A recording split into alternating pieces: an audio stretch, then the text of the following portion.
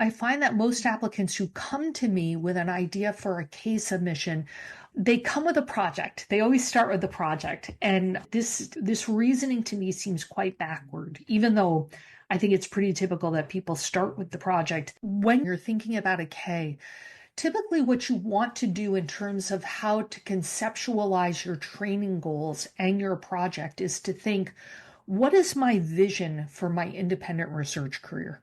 And when I think of what that vision is, what is the knowledge that I'm missing to realize my vision of my independent research career? And that could be a combination of like skills that you lack, or expertise or training or coursework that you need in a specific area, for example. That's how you begin to think about your training goals and building your training goals from there. I've seen people with 2 training goals. I've seen people with 7 training goals. And your training goals are going to be general statements about skills that you want to develop. It could be something like developing skills in learning how to run clinical trials. It could be something like taking coursework in immunology.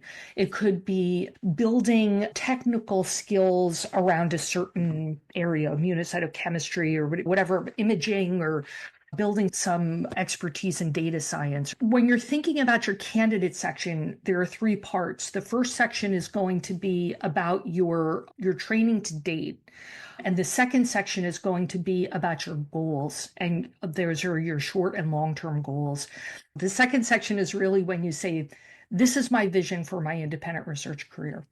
I have these skills that will contribute to that vision. And here are the things that I lack when it comes to realizing that vision. And here are the training goals that my committee and I have devised to help me fill in those last pieces of mentor training that I need to realize my vision for my independent research career.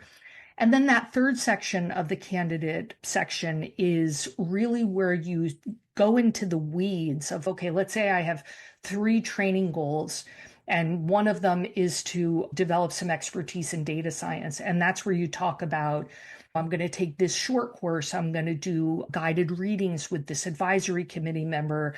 One of the aims of my project is going to be like the learning lab for my developing this skill set. And you talk about like seminars you're going to attend, courses you're going to take, and you might do a stint in somebody else's lab to learn certain skills. And then from that, you are supposed to devise your project. So your project then becomes the learning lab, essentially, for your training goals. This is the place where you're going to apply the skills that you are learning through your training goals.